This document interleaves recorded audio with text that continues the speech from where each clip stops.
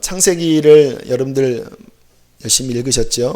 여기 로비에 그 표시 꼭 적으세요. 제가 잘했습니다라는 표시는 못 해드렸는데 다시 꼭 내일까지 도장을 찍어 드릴 테니까 적으시고요. 창세기 읽는 데는 큰 부담이 없으신 것 같아요. 일단 스토리이기 때문에 재밌습니다. 저는 창세기를 읽을 때마다 눈물을 자주 흘리는 것 같아요. 특히 그 요셉 그 사건 있잖아요. 그 마지막에 막 요셉이 막 꺼이꺼이 울면서 그 형들에게 내가 요셉이요라고 할 때 뭐 항상 읽을 때마다 이렇게 코끝이 찡하고 그렇게 감동적일 수가 없습니다. 창세기는 성경의 가장 중요한 책입니다. 그래서 창세기는 깊이 있게 보셔야 돼요. 특별히 창세기에 나오는 가장 중요한 부분 가운데 하나가 기원에 관한 부분입니다. 1장부터 3장까지 하나님이 세상을 창조하신 부분, 그리고 인간을 어떻게 창조하셨는지, 그리고 3장으로 들어가서 어떻게 죄가 세상에 들어와서 인간이 망가졌는지를 알아야 돼요. 왜냐하면 그 3장이 지금 이 세상에 여러분들과 제가 겪는 그 고통의 원인입니다. 죄가 들어와서 이렇게 세상이 망가지게 된 거거든요. 사탄이 어떻게 죄를 가지고 왔는지, 인간이 하나님께 불순종하면서 어떻게 하나님과 끊어졌는지를 깊이 있게 보셔야지만 어떻게 회복돼야 될지, 또 어떻게 복음이 주어지는지를 알 수가 있습니다. 4장부터는 그 죄의 결과가 나옵니다. 4장 초반부에 가인이 아벨을 돌로 쳐 죽이고, 그리고 가인의 후손들이 굉장히 음탕하고 이 세상 문화를 만들면서 살인하는 그 죄의 역사가 나오면서 창세기 4장부터 나타나는 말씀이 뭐냐면, 따라하겠습니다. 죽었더라. 네, 계속 죽었더라. 죽었더라. 죽었더라. 계속 나와요. 뭐 1000년을 살면 뭐합니까? 결국은 죽었더라. 그 죄의 결과로 찾아온 사망의 현실, 그 현실 속에서 인간들이 두 부류로 나눠집니다. 하나는 가인의 후손, 그 육체의 후손들이고, 그러나 창세기 보면 족보가 많이 나오잖아요. 그 족보를 가만히 보면 세상 육체의 후손인 가인의 후손이 나오는 반면 그 속에 그 절망적인 환경 가운데 여호와의 이름을 부르는 셋의 후손, 아벨이 죽고 하나님이 셋을 나오게 하시잖아요. 그 셋은 하나님의 그 선택받은 어떤 그 은혜의 그 자손들입니다. 그 셋의 후손이 그 속에서 어떻게 하나님을 섬기는지가 이렇게 나오다가 이제 6장 가서는 노아 외에는 세상이 완전히 다 망가져 버립니다. 그래서 하나님께서 6장에 들어서면서 내가 세상을 물로 심판하겠다. 그리고 6장, 7장, 8장이 하나님의 노아 홍수 사건이 나와요. 성경에 3대 예언이 있습니다. 첫 번째는 그 타락한 인간을 위해서 예수를 보내시겠다라는 예언이 큰 예언이고요. 두 번째 예언은 그 예수님이 오신 다음에 성령이 오셔서 너희들을 도울 것이다. 이게 두 번째 예언이고요. 그리고 마지막 세 번째 예언이 뭐냐면 세상을 심판하시는 하나님, 재림하실 예수님. 이것이 세 번째 큰 예언이에요. 그래서 우리가 성경을 볼 때 이 큰 세 예언을 바라봐야 되는데, 창세기 6장은 그 마지막 세 번째, 하나님의 세상 심판의 그 예시입니다. 물로 심판했듯이 때가 되면 하나님께서 불로서 심판하시는 마지막 때가 온다. 그거를 6장, 7장, 8장에 보여주고 계십니다. 특별히 6장에 나오는 그 하나님의 심판 사건을 가만히 보면요, 우리가 얻을 수 있는 교훈이, 왜 하나님이 세상을 심판하신지 아십니까? 그들이 육체가 되었다라고 말씀하세요. 그 말은 뭐냐면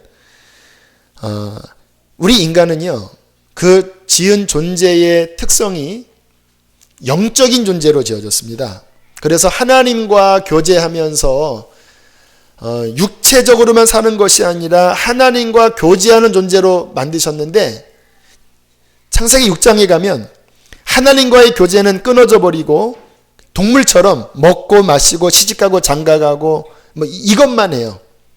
그 모습을 보시고 하나님께서 한탄하시면서 결국은 물로서 세상을 심판하시고 또 그 가운데 완전히 멸하지 않고, 왜냐하면 하나님의 계획은 예수님을 보내서 세상을 건지셔야 되는 게 하나님의 계획이니까 6장에서 한번 싹 멸하시지만 노아의 가족과 그 세상의 생물들의 그 씨앗들만 남겨두신 다음에 하나님이 다시 시작하십니다. 다시 시작해도 역시 마찬가지예요. 죄는 어쩔 수가 없습니다. 그런데 그 세 자손 셈과 함과 야벳 가운데 함 쪽이 또 타락한 후손들이고요. 셈의 후손 가운데서 하나님께서 그 가문을 붙드시는 게 바로 아브라함의 가문입니다. 그래서 창세기 11장까지는 쭉 전 세계적인 그 족보로 쭉 나가다가 11장 끝부터 갑자기 확 집중이 돼서 데라 이야기가 나오고 그 아브라함의 그 가문의 족보가 나오다가 12장에 들어가서 갑자기 전 세계로 퍼졌던 하나님의 말씀이 갑자기 신기하게 한 사람에게 딱 집중하면서 아브라함에게 집중을 하게 돼요. 왜 그러실까요? 이제 하나님의 계획은 그 아브라함을 통해서 나중에 예수 그리스도를 보내시려는 그 계획을 잡으시고 아주 긴 인간 구원의 역사를 이제 드라마를 쓰시는 거예요. 아브라함을 부르시고. 그래서 오늘 배울 아브라함과 이삭과 야곱 사건은 그냥 옛날 사건이 아니라 다 우리 얘기입니다. 저와 여러분을 하나님께서 구원하시기 위해서 한 가문을 택하시고 그 가문에게 하나님을 보여주시는 거예요.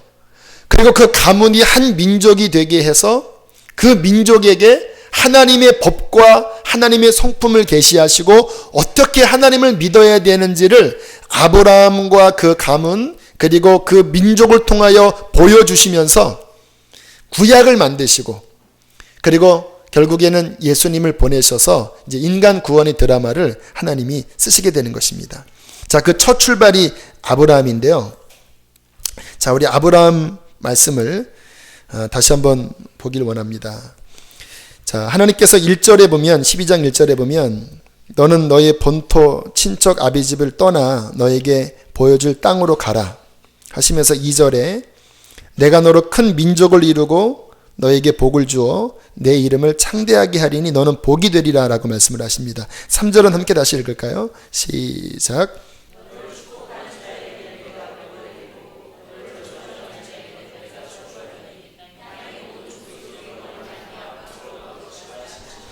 자, 가만히 보면요. 아브라함 개인에게 복을 주시는 것 같지만 그 끝에 보면 결국 그 아브라함 때문에 누가 복을 얻는 거예요? 땅의 모든 족속. 이 누굴까요? 우리입니다, 우리. 네가 내 명령을 따라오면, 내게 순종해서 오면 너 때문에 다시 잃어버렸던 땅의 모든 족속, 여기에 강비용도 들어있고 여러분의 이름이 들어있는 거예요. 좀 그 느낌으로 성경을 읽으면 굉장히 이 말씀이 은혜가 됩니다. 다시 한번 읽어보실 텐데 강대형이 자기 이름을 넣어서 너로 말미암아 복을 얻을 것이라 거기 끝에만 강대형이, 여러분 강명이라면 안 되고요. 여러분의 이름을 넣어서 하겠습니다. 시작. 너로 말미암아 복을 얻을 것이라 하신지라. 아브라함아, 네가 나를 잘 따라오면 너 때문에 여기 있는 이 사람들이 구원을 얻을 것이다. 자, 그러면서 이제 하나님께서 아브라함을 부르시면서 두 가지를 요구하십니다. 오늘 이것을 꼭 마음속에 새기고 가셔야 합니다. 아브라함의 인생이나 이삭의 인생이나 야곱의 인생이나 하나님이 그를 부르셔서 하나님 자신을 계시하시지만 어떻게 하나님을 믿어야 되는지를 보여주시거든요. 두 가지입니다. 그거는 아브라함에게 뿐만 아니라 우리에게도 동일한 하나님이 우리에게 원하시는 신앙의 표준이에요. 그것은 뭐냐면 바로 믿음과 순종입니다. 창세기에 하나님께서 아브라함에게 원하셨던 것은 두 가지밖에 없어요. 네가 나를 믿고 그리고 나의 말을 믿고 내가 명한 것을 순종하며 따라오면 내가 너에게 복을 줄 것이다.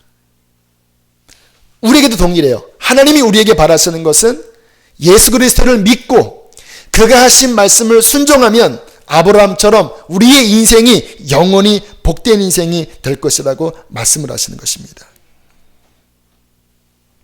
굉장히 중요한 부분입니다. 첫 번째, 하나님을 믿고 사는가? 아브라함아, 너는 나를 믿어라.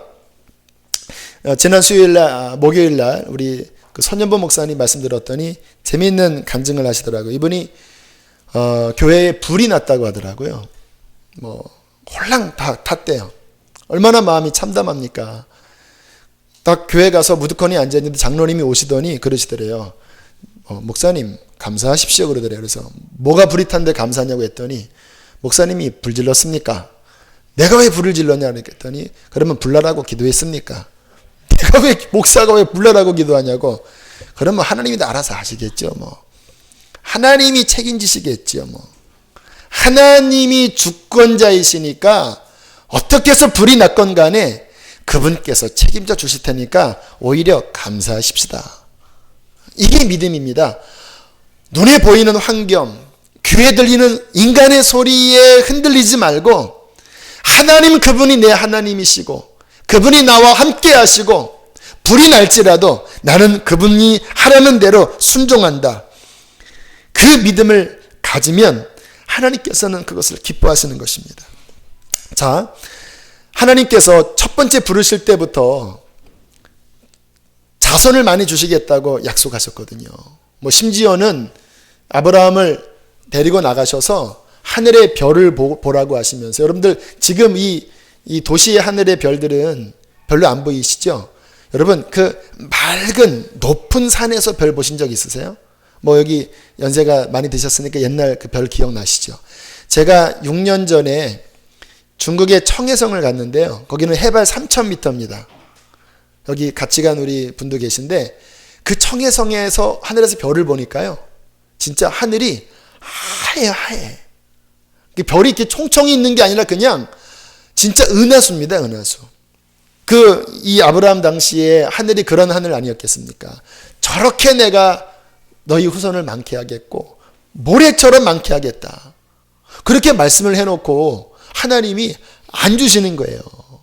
76세에 부르셔서 그때 줄 줄 알았더니 86세, 96세, 이거 25년 가까이 지나면서 정말 할아버지가 되도록 하나님이 안 주시고 그 안에 사라는 이제 경수가 끊어져서 여성으로서 기능을 할 수 없은 그 상황까지 하나님이 왜 가게 했는지 아십니까? 하나님이 능력이 없어서 그러셨을까요? 그때는 하나님께서 시간이 걸려서 그랬을까요? 하나님께서 아브라함에게 가르쳐 주시고자 하시는 것은 뭐냐면 바랄 수 없는 중에 바라고 믿는 믿음을 훈련시키는 거예요. 그래서 인간적으로는 그 끝자까지 간 겁니다. 그래야지 인간의 어떤 기술과 인간의 어떤 가능성으로 하나님이 일이 일어나는 것이 아니라 오직 의인은 믿음으로 말미암아 살리라. 하나님 그분의 말씀을 믿을 때에 하나님께서 행하신다라는 것, 이 훈련을 시키시려고 하나님께서 아브라함에게 100세 될 때까지 자식을 안 주신 것입니다. 하나님이 인정하시는 믿음이란 무엇일까요? 인간의 절망, 인간의 한계 끝에 가서 안 되는구나 라고 하는 그 끝까지 갔을 때에 오직 하나님이 하신 말씀만을 붙잡고 그래도 나는 하나님을 믿겠습니다. 이 고백이 진정한 믿음이에요. 선여방 목사님 또 이야기를 하시더라고요. 불이 다 탄 다음에 이제 또 H빔으로 큰 교회를 지으면서 원래 건축학상으로는 지붕 먼저 만들면 안 되지만 목사님이 또 고집을 피워서 지붕 먼저 이렇게 만들었대요. 근데 지붕을 만들자마자 태풍 매미가 와서 지붕이 다 날아갔대요. 본인이 고집 피워서 지붕부터 세운 건데 도망가고 싶다고 하시더라고요. 또 장로님이 오시더니 목사님 감사하십시다. 뭐가 감사합니까? 목사님이 태풍을 하고 기도했습니까? 내가 왜 기도하냐고. 그러면 하나님이 알아서 하시겠죠. 결국 그래서 더 넓은 땅을 사고 또 더 하나님의 은혜를 받게 되었다고. 여러분 우리는요 믿음이 얼마나 콩할 만한지 실은 믿음이 아니라 이렇게 딱 통밥으로 재서 이렇게 될 만한 것만 믿지, 아브라함처럼 100세가 되어 모든 것이 끊어진 상황 가운데 갔을 때 믿음을 붙잡는 사람은 극히 드물어요. 하나님께서 찾으시는 것입니다. 마지막 때 믿음을 보겠느냐. 인간의 상황이 끊어진 그 속에서도 하나님 그분을 믿고 그분이 나와 함께 하시는 것을 믿고 그분의 말씀은 이루어진다. 그리고 오래 인내할지라도 기쁨으로 할렐루야 라는 고백을 할 수 있다면 하나님은 그 사람을 가장 기뻐하십니다. 하나님이 아브라함의 생애를 통해서 가르치시는 거예요. 믿음으로 살라. 그래서 이 아브라함의 생애를 신약에 와서 이렇게 성경이 이렇게 짝이 맞거든요. 신약에 와서 아브라함의 생애와 연결되는 말씀이 로마서 4장입니다. 그 로마서 4장은 아브라함의 믿음을 이야기합니다. 그래서 아브라함 읽다가 신약에 들어가서 로마서 4장을 읽으면 그냥 딱 맞아떨어집니다. 아, 아브라함이 믿음으로 살았듯이 우리도 믿음으로 살아야 하는구나. 제가 그 말씀 읽어볼게요. 아브라함이 바랄 수 없는 중에 바라고 믿었으니 이는 내 수손이 이 같으리라 하신 말씀대로 많은 민족의 조상이 되게 하려 하십니다. 그가 100세나 되어 자기 몸이 죽은 것 같고 사라의 태가 죽은 것 같음을 알고도 무식하지 않았습니다. 알고도 믿음이 약하여지지 아니하고 믿음이 없어 하나님의 약속을 의심하지 않고 믿음으로 견고하여져서 하나님께 영광을 돌리며 약속하신 그것을 또한 능히 이루실 줄을 확신하였으니 그러므로 그것이 그에게 의로 여겨졌느니라 라고 아브라함의 믿음을 이야기하면서 이렇게 23절에 이야기합니다. 그에게 의로 여겨졌다 기록된 것은 아브라함만 위한 것이 아니요 의로 여기심을 받을 우리도 위함이니 곧 예수 우리 주를 죽은 자 가운데서 살리신 이를 믿는 자니라.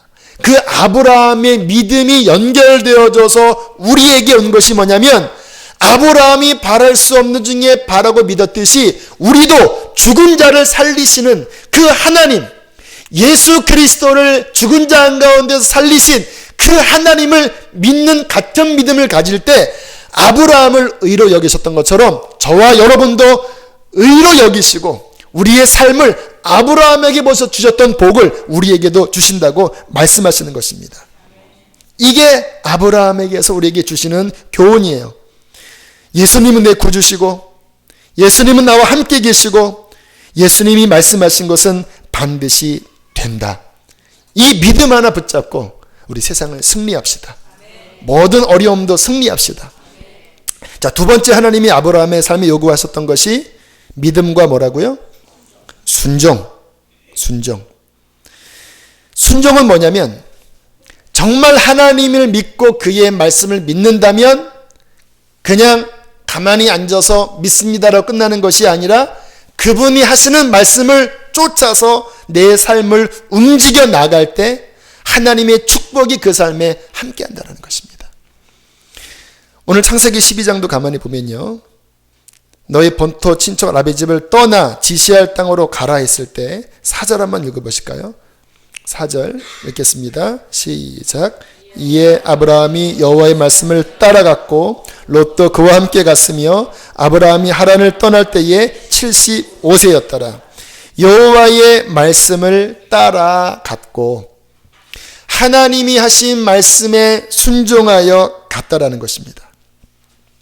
그리고 아브라함이 인생 내내 주님의 말씀을 순종하냐 또 순종하지 않느냐 이 두 사이에 이제 이렇게 갈등 구조가 아브라함의 인생이 쭉 나와요.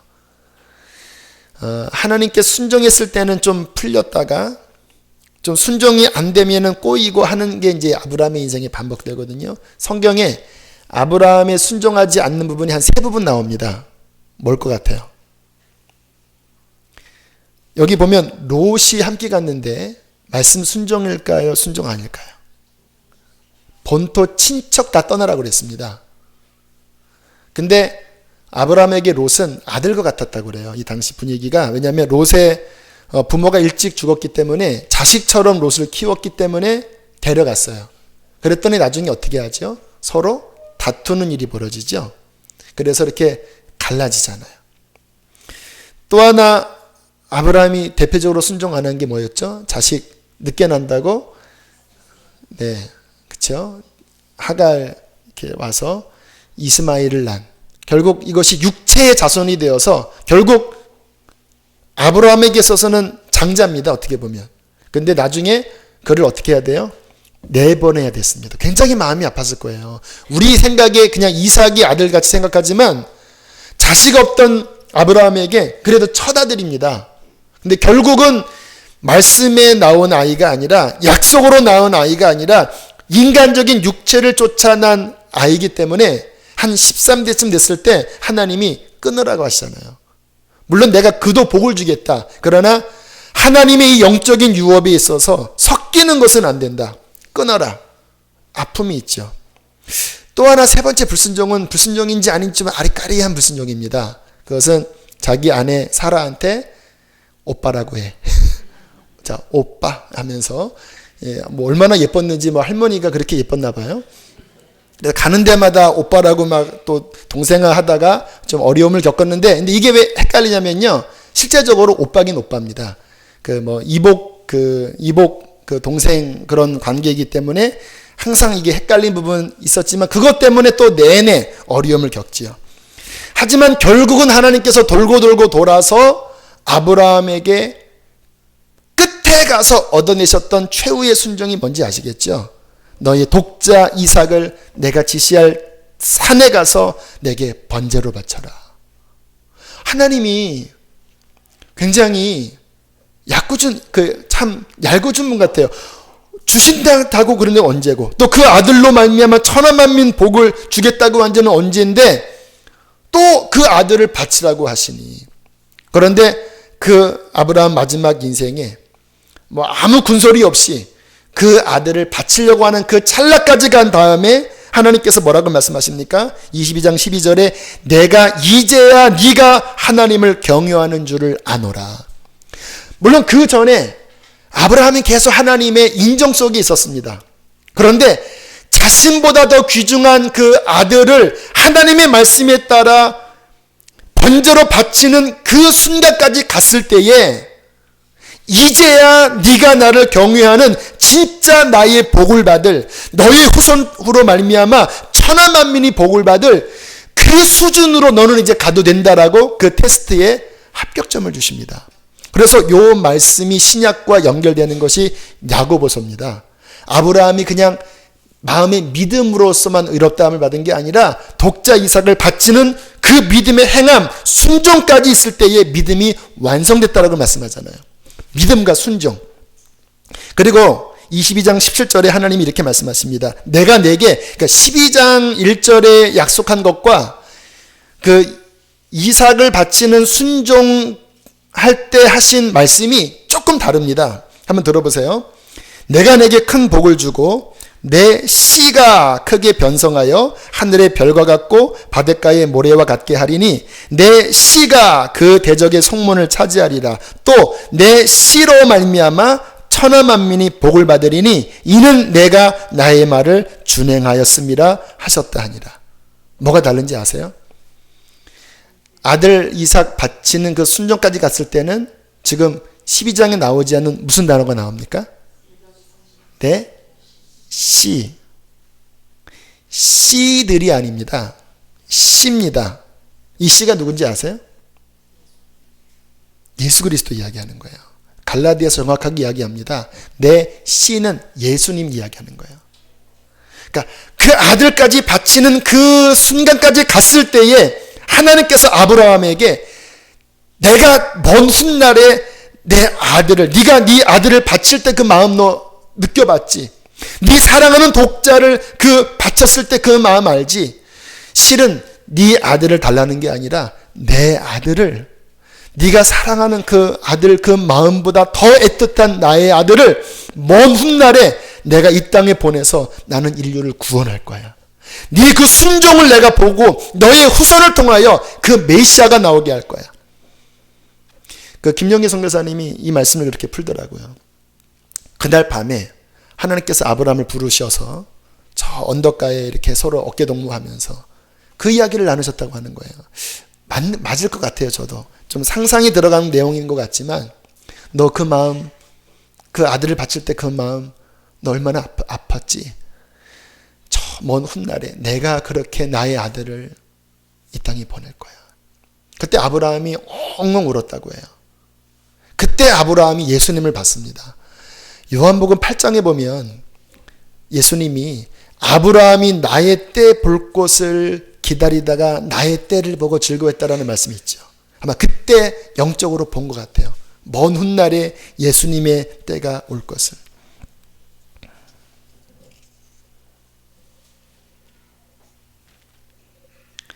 우리의 삶도 하나님께서 동일하게 두 가지를 요구하십니다.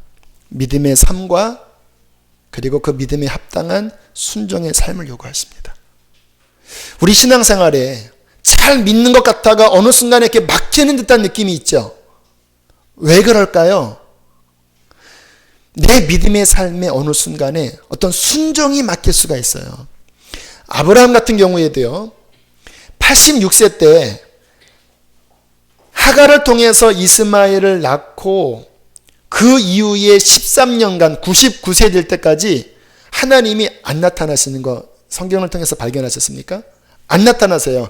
그 전에는 계속 하나님이 수시로 나타나셔서 말씀하셨거든요. 근데 불순종하는 어느 순간부터 13년간 나타나지 않다가 86세부터 99세까지 나타나지 않다가 99세에 다시 나타나셔서 하시는 말씀이 너는 내 앞에 행하여 완전하라. 완전하라. 똑바로 살아라 이렇게 말씀하십니다. 그리고 내년에 내가 너한테 약속한 그 진짜 약속의 아들을 줄 것이다. 그리고 99세 때부터 다시 하나님과 관계가 풀려나가요. 우리의 삶에 어느 때인가부터 뭔가 막힌다면 순종의 문제가 걸리지 않았는지를 살펴보셔야 합니다. 하나님께서 우리에게 복된 삶을 주시는 것은 아브라함처럼 믿음과 순종의 삶으로 하나님 앞에 살아가는 것입니다. 자, 그렇게 해서 아브라함은 믿음과 순종의 삶으로 이제 인류 구원을 위한 기초석을 놓은 겁니다. 그냥 아브라함 부르신 게 아니에요. 그 전 인생을 하나님이 개입하시고 그 아브라함에게 두 가지를 얻어내셨는데 믿음과 순종을 얻어내시고 이제 됐다. 너로 말미암아 내가 메시아 보낼 거다. 그리고 이제 그 아들을 또 이제 나오게 하는 게 두 번째가 이삭입니다. 이삭의 생애를 한마디로 표현하면 온유한 순종의 삶입니다. 여러분, 이삭이 그 번제단에 올라갈 때가 몇 살 때쯤이었던 것 같아요? 성경에는 안 나와 있습니다. 근데 우리가 그냥 성경을 읽을 때 이미지로 조그만 한 7살, 8살짜리 애가 이렇게 따라가고 아브라함 할아버지가 지팡이 들고 그 아이를 이렇게 조그마니까 쉽게 묶어서 이렇게 할 것 같죠. 근데 성경을 가만히 보면 그 나이가 아니에요. 네? 10살. 이스라엘에서는 10대 후반에서 20대 초반까지도 본다고 그래요. 그 토라를 연구하는 사람들은. 물론 성경에서는 정확하게 안 나와 있어요. 그러나 대충 추측해보면 아브라함이 이삭에게 번제할 나무 짐을 지운 걸 보면 꽤 힘이 센 소년입니다. 그렇죠. 여러분들 이 책 들어보면요. 그 박스로 요만한 책 박스만 들어도 굉장히 무거워요. 그런데 그 통나무를 이렇게 그 번제할 정도면은 다 태워야 되잖아요. 꽤 무거운 겁니다. 7살, 8살짜리 갖고 안 돼요. 최소 10대 중반에서 후반이에요. 그 말은 뭐냐면 만약에 이삭이 아버지가 결박하고 칼 들었을 때 뒷발차기 하면 아브라함이 그 완력을 감당할 수 없을 수도 있는 나이라는 거예요. 그런데 이삭을 보면 정말 어린 양처럼 아무 말 하지 않아요. 그냥 그 전에 내 아버지, 왜 내 아들아, 여기 다 다른 것들은 준비됐는데 양은 어디 있어요? 하나님이 알아서 준비하실 거야. 네. 그거밖에 안 나와요. 뭐 이러면 안 돼요 하면서 뭐 소리쳤다는 말씀도 없고. 굉장히 감동적인데 그래서 그랬는지 이삭의 생애는요 굴곡이 별로 없고 그 인생이 평탄한 복된 삶입니다. 저는 예전에는 그 이삭의 생애가 너무 이렇게 밋밋해서 좀 그 믿음의 조상으로 너무 좀 약하지 않았나라는 생각이 들었는데 다시 한번 성경을 읽어보니까요, 그렇지 않더라고요. 24장 63절에 보니까 이삭이 저물 때에 들에 나가 묵상하다가라는 말씀이 나오더라고요. 그러니까 묵상하는 기도하는 사람이었습니다. 25장 21절에 보면 이삭이 그의 아내가 임신하지 못하므로 그를 위하여 여호와께 간구하매 여호와께서 그의 간구를 들으셨으므로, 기도하는 사람이에요. 26장 25절에 보면 이삭이 그곳에 제단을 쌓고 여호와의 이름을 부르며 거기 장막을 쳤더니 이삭의 종들이 거기에서도 우물을 팠더라. 그러니까 굉장히 영적인 사람이에요. 그리고 유순합니다. 잘 싸우지 않고 하나님과 교제하면서 동행하는 사람이에요. 그러다 보니까 정말 하나님이 이렇게 복이 쏟아져서요, 특별히 26장에 우물 파는 이야기 보면요, 그 아래 사는 목자들이 워낙 잘 되니까 계속 내쫓아거든요. 절로 가라. 근데 땅만 파면 우물이 솟는 거예요. 그리고 또 절로 가라. 싸우지도 않아요. 또 가면 우물이 더 커지는 거예요. 또 가라. 끝에 가니까 우물이 더 터지는 거예요. 뭐 기가 막힙니다. 저는 그 이삭의 생애를 보면 그 신앙 좋은 부모나 조부모 밑에서 그 믿음을 이어받은 순종하는 사람이 받는 그 최고의 그 복된 삶을, 그 모델을 보는 듯해요. 제가 이렇게 신방을 해보면요, 뭐 다 그런 건 아니지만 어느 집에 가면 이상하게 막 축복이 쏟아져요. 그거는 뭐 인위적으로 하는 게 아니라 그냥 쏟아져요. 이상하다 하고 대화를 나눠보면요, 그 3, 4대 정도 신앙의 깊은 연조 속에 자라오면서 그 자녀들도 같은 믿음 안에 있는 경우에는요, 그냥 복이 쏟아지더라. 그리고 이렇게 대화 나눠보면 하나님이 이삭처럼 이렇게 술술술술 풀어주세요. 그리고 하나님이 그 인생에 함께 하십니다. 근데 저도 당대인데, 당대는 조금 이렇게 벅벅 되는 게 있습니다. 하지만 실망할 필요는 없습니다. 내가 그렇게 다 치러지면 또 우리 자녀 때에 가서는 또 평탄한 대로가 오는 거니까 또 나쁜 건 아니에요. 아무튼 이삭의 삶은 그 신앙 좋은 믿음의 조상의 그 믿음을 이어받은 그 신앙의 평탄한 축복을 우리에게 보여주는 것입니다. 그런데 또 야곱을 보면 또 그렇지도 않아요. 위에 믿음이 좋다고 이삭처럼 평탄한 게 아니라 고생 바가지로 하는 사람들도 있습니다. 야곱이 그런데요, 야곱의 생애는 문장으로 정리하면 믿음의 조상이 될 수 없는 사기꾼 야곱을 하나님의 손길로 이스라엘로 만드시는 훈련의 생애입니다. 사람은 각자인 것 같아요. 믿음 좋은 부모 밑에서 이삭 같은 사람도 나오지만 그 후손 가운데 야곱 같은 사람도 나와요. 그 태생에서부터 굉장히 자아가 강한 것 같아요. 뭐 뱃속에서부터 막 싸우잖아요. 형이랑 치고받고 싸우니까 성경에 보면 이 리브가가 얘네들이 너무 싸우는 거예요. 그래서 리브가가 이거를 어찌하면 좋을까? 하나님께 기도를 했습니다. 주님, 얘네들이 너무 싸웁니다. 이게 웬일입니까? 그랬더니 걔네들은 나 평생 싸울 거다. 하지만 큰 자가 작은 자를 섬기고 작은 자가 크게 될 것이다 할 정도로 뱃속에서부터 싸웠고요.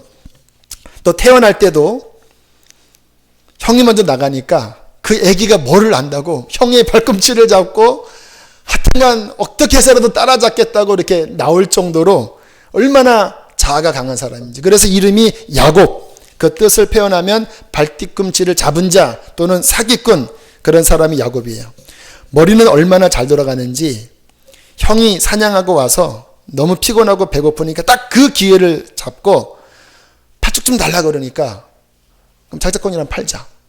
아주 머리 좋습니다. 정확한 기회를 노려서 장자권을 얻어내고요. 또 아버지 축복기도 받을 때도 막 떨리면서 그 염소털로 이렇게 형처럼 이렇게 털어 만들고, 아버지가 너 목소리 야곱 아니냐 그랬더니 나 감기 걸렸습니다 하면서 아무튼 어떻게 해서라도 그 야곱을 막 떨리는 마음으로 축복기도를 받아내고 돌아왔고요. 또 그것만이 아니라 얼마나 성실한지 삼촌 집에서 일할 때 21년 동안 눈 붙일 겨를도 없이 일을 하는 굉장히 자기 의도 강한 사람이에요. 나중에 형 만날 때 그 야곱이 했던 그 모습을 보면요, 예물을 한 번에 화가 안 풀릴까봐 순서적으로 요 예물 딱 보내고, 또 안 풀리면 그 뒷예물 순서적으로 보내고, 또 이 가족들도요, 그 첩의 후손들은 앞에 보내고, 그 레아는 그 뒤에 보내고, 그 뒤에 자기가 사랑하는 라헬 보내고, 맨 마지막 뒤에는 그 사랑하는 그 요셉과 베냐민, 이렇게 할 정도로 머리가 그냥 그 환란 중에서도 막 팍팍팍팍 돌아가는 그 자아가 강한 야곱. 질문하겠습니다. 이러한 분들이 신앙 갖기가 쉬울까요, 좋을까요? 약간 어렵습니다. 왜냐하면 하나님을 의지하기보다는 본능적으로 자신을 더 의지해요.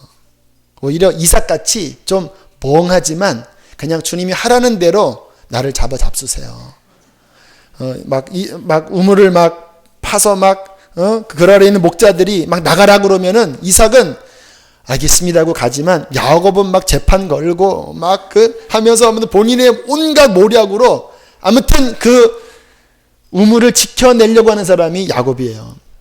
근데 그게 그 순간에는 잘 되는 것 같지만 결국에는 하나님께서 그 완고한 자아를 깨뜨리시는 연단의 작업을 하나님은 그에게 베푸시는 겁니다. 사랑 때문에 그래요. 그냥 내버려두면 자기 중심으로 살까봐 하나님께서는 연단 가운데 그 인생을 깨뜨리십니다. 그래서 야곱이 어떻게 연단당했습니까? 형과 틀어진 다음에 찾아간 삼촌 라반. 지난번에 말씀드렸죠. 야곱이 사기 2단이면 라반은 사기 한 9단은 됩니다. 9단은 돼요. 굉장히 물질에 밝은 사람이, 성경 가만히 보면 말씀이 재밌습니다. 과거를 거슬러 올라가서 그 리브가의 오빠잖아요. 근데 그 아브라함의 종이 재물을 잔뜩 들고 그 리브가를 이제 며느리로 삼기 위해서 그렇게 왔을 때 그 종이 금은 패물을 들고 이렇게 찾아올 때 성경을 가만히 읽어보면 라반이 그 종의 금과 은가락지를 보고 이렇게 나와요. 그러니까 벌써 눈이, 이게 뭐를 보느냐가 뭐를 좋아하는 건데, 딱 벌써 딱 오 하면서 태도가 바뀌면서, 오 여호와께 복받은 종이여 들어오소서 하면서 아주 이렇게 사바사바하다가 결국은 그 종이 가면서 라반한테도 이렇게 좀 찔러주고 가거든요. 그러니까 굉장히 야곱보다 더 이 사리사욕에 빠른 사람 밑에 들어가서 두들겨 맞는 거예요. 21년 동안 아내까지 사기 맞으면서 그렇게 고생을 하고, 그래도 풀리지 않으니까 야복강가에서 천사와 씨름하다가 하나님께서 환도뼈를 쳐서 굴복시키시고, 그때 깨뜨리시잖아요. 그 깨진 모습으로 형 에서를 만날 때, 원래는 에서가 야곱을 끌어안아주기 위해서 온 것이 아니라 400명을 데리고 온 것은요, 죽이려고 온 겁니다. 400명 데리고 막 씩씩거리면서 왔거든요. 그런데 야곱이 밤새 천사와 씨름하면서 와장창창 깨졌습니다. 결국에는 막 다리까지 절면서 온몸은 지륵투성이로 저 멀리서 쩔뚝쩔뚝하면서 걸어온 걸 보니까 그 모습을 보고 에서가 마음이 녹아져 버린 거예요. 저 자식, 야곱 저 자식, 내 장자권 뺏어 먹고, 지 잘났다고 저렇게 사는 줄 알고 내가 죽이려고 왔는데 쩔뚝거리면서 먼지 다 뒤집어 씌우고, 형님을 보니까 하나님의 얼굴을 뵈는 것 같네요. 이렇게 하니까 그냥 에서의 마음이 녹아져서, 또 에서 같은 사람은 또 쿨하거든요. 또 이 다혈질은요, 이 꼼수가 별로 없습니다. 그러니까 또 끌어안고 또 화해하잖아요. 그런데 거기서 녹아진 것 같죠? 에서가 야곱한테, 야, 내가 종들을 붙여줄 테니까 내 종들이 너희 그 양과 소떼를 지켜줄 테니까 우리 집으로 가자. 그러니까 뭐라고 이야기하냐면, 제발 그렇게 하지 말라고. 너무 빨리 가면 우리 소떼 양떼 다 죽으니까 형님 그냥 우리끼리 알아서 천천히 가겠습니다. 그리고 지도를 보면요, 그러니까 원래는 이제 여기서 야복강에 만나서 이쪽으로 가야 되거든요. 근데 거기서 여기로 새버립니다. 지도를 보면 그게 나와요. 세겜이라는 지역이 야곱이 얘기했던 그 지역과 다른 지역으로 가버려요. 그러니까 일단 풀린 다음에 또 상황이 안정되니까 깨졌던 죽었던 자아가 다시 일어나서 또 자기 중심으로 또 머리 쓰면서 살다가 무슨 일 당한지 아세요? 디나의 강간 사건을 만납니다. 그리고 그 아들들이 그 지역에 있는 남자들을 죽이니까 큰일 나게 됐잖아요. 그때 하나님이 나타나셔서 내가 만났던, 네가 그때 서원했잖아. 베델에서 돌단을 쌓고 하나님이 무사히 돌아오게 하시면 여기서 네가 내게 예배하겠다고 했잖아. 베델로 다시 올라가라. 그때 또 정신을 차리고 또 베델로 가서 하나님을 예배하면서 그 인생이 환난과 고난이 많지만 점점 그 자아가 죽고 변화되는 삶으로 야곱이 만드는 게 아니라 하나님이 그를 믿음의 조상 이스라엘로 만들어가는 과정이에요. 그래도 아직 덜 됐는지 또 그 사랑하는 요셉이 또 잡혀가서 그 고생 겪으면서 결국 마지막에 야곱이 이제 모든 것이 다 회복이 되고 그 당시 최고 권력가인 바로왕 앞에 갔을 때 재밌는 말씀이 나옵니다. 바로가 이렇게 야곱을 보니까 주름살이 너무 많은 거예요. 그래서 성경에 내 연세가 몇이냐 라고 질문합니다. 왜냐면 너무 늙었거든요. 그 요셉에 비해서 너무 할아버지거든요. 그랬더니 이렇게 이야기를 합니다. 내 나이 130인데 조상에 비하면 많이 산 것은 아니지만 내가 험악한 세월을 보냈나이다. 나 고생 많이 했습니다. 그리고는 바로 왕에게 축복을 해주고 나옵니다. 저는 야곱의 인생을 보면서 좀 의아한 부분이 있었습니다. 아브라함에게 원래 이름이 아브라함이잖아요. 하나님께서 이름을 바꿔주십니다. 이제는 아브라함이라고 하지 말고 아브라함, 열국의 압이라고 하라. 그 다음에 하나님은 다시는 아브라함이라고 부른 적이 없어요. 항상 그 다음에는 아브라함이라고 부릅니다. 그런데 야곱이 야복강가에서 이제 네 이름을 야곱이라 하지 말고 이스라엘이라 하거든요. 근데 그 다음 보면 이스라엘이라고도 나왔다가 야곱으로 나왔다가 야곱으로 나왔다가 계속 이렇게 반복이 돼요. 이게 왜 그럴까? 가만히 연구를 해보니까 정확하진 않지만 대충 비슷한 이 공집합이 나오는데 꼭 그런 건 아닌데 자꾸 보니까 보이는 게 뭐냐면 야곱이 자아를 십자가에 못 박고 그 당시에 십자가가 없었죠. 아무튼 자아를 내려놓고 정말 하나님을 믿는 사람으로 됐을 때는 이스라엘이라고 많이 나오고요. 여전히 자기 중심으로 막 괴로워하고 할 때는 야곱으로 나오는 부분이 많아요. 예를 들어서 이제 요셉이 애굽에서 총리가 되고 그리고 이제 하나의 어떤 작전을 피면서 그 베냐민을 데려와라. 그래야지 내가 풀어주겠다고 그랬을 때 처음에는 야곱이 절대 못 보낸다 하거든요.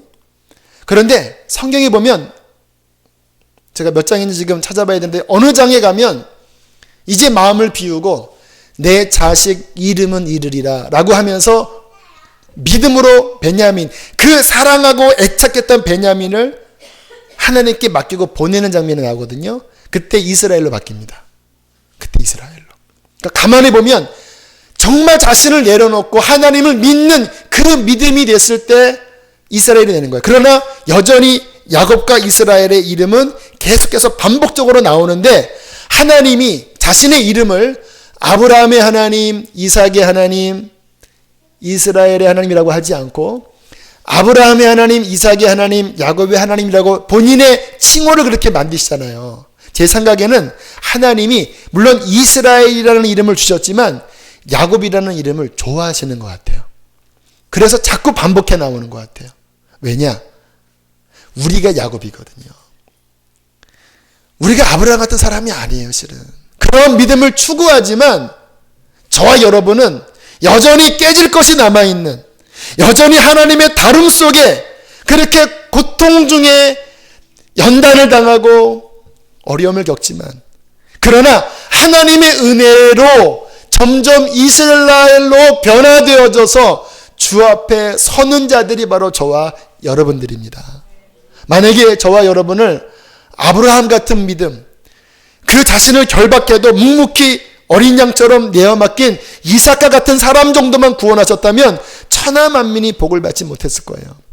그러나 저처럼, 여러분처럼 여전히 자기를 내려놓지 못하고 여전히 욕심이 있고 그 속에서 하나님의 아픈 다루심을 겪지만 그러나 그럼에도 불구하고 하나님을 사랑하고 그분을 붙잡았을 때 그분은 야곱 같은 우리를 이스라엘로 변화시켜 주고 계십니다. 그래서 우리 하나님은 아브라함의 하나님, 이삭의 하나님, 야곱의 하나님, 강대형의 하나님이십니다. 한번 자신의 이름을 넣어볼까요? 하나님의 아브라함의 하나님, 이삭의 하나님, 야곱의 하나님, 마지막 자기는 한 번 더 아브라함부터 시작. 아브라함의 하나님, 할렐루야. 하나님이 야곱의 인생을 길게 다루시면서 그 은혜로, 그 하나님의 사랑과 인내로 저와 여러분들을 지금도 그렇게 만들어 가고 계십니다. 아브라함과 이삭, 야곱의 생애를 가만히 보면요, 다 천차만별이에요. 뭐 연단도 겪고 아픔도 겪고 실패도 겪어요. 그런데 그 인생이 복된 이유가 딱 한 군데에 나오더라고요. 뭐냐면 하나님이 그와 함께 하신 인생이었습니다. 아브라함도 그와 함께 하셔서 그를 믿음과 순종의 사람으로 만드셨고, 이삭도 그와 함께 하셔서 그 인생을 아브라함처럼 복되게 하셨고, 야곱도 내가 너와 함께 있어 네가 어디로 가든지 너를 지키며 너를 다시 곳으로 돌아오게 할지니 내가 내게 허락한 것을 이루기까지 너를 떠나지 않겠다. 너와 함께 하겠다. 요셉이 형의 그 모함으로 애굽의 보디발에게 잡혀가고, 또 거기서 보디발의 아내의 또 유혹으로 또 감옥에 들어갔을 때 요셉에게 하나님이 하셨던 말씀, 하나님의 은혜가 요셉과 함께 하셨다고 말씀하세요. 그게 가장 큰 복입니다. 그 은혜가 아브라함과 이삭과 야곱과 요셉을 만드시는 거예요. 우리 삶에 가장 귀한 것은요, 잘 되는 게 아닙니다. 제가 가끔 이제 이 자리에 앉아서 제 마음에 오늘은 예배 몇 명이나 왔을까? 라는 생각을 갖다가 하나님 아닙니다. 이 자리에 주님 한 분 함께 하시면 저는 그것으로 만족합니다. 그리고 찬양을 드려요. 이곳에 혹시 나 혼자 있다 할지라도, 아무도 없다 할지라도 하나님 함께 하시면, 하나님이 기뻐하시면, 하나님이 받으시면 주님 저는 그것으로 만족하겠습니다. 그러면 그것이 가장 제 마음의 평강이고 안정이 돼요. 사람이 많아도 하나님이 떠난 교회, 뭐가 인간적으로 잘 돼도 하나님이 떠난 인생은요, 실패한 인생입니다. 그러나 하나님이 함께한 인생, 아브라함, 이삭, 야곱, 요셉, 비록 울퉁불퉁하고 자아가 강하고 문제가 많을지라도 그 하나님의 은혜가, 함께 하시는 은혜가 그를 세워주실 것입니다.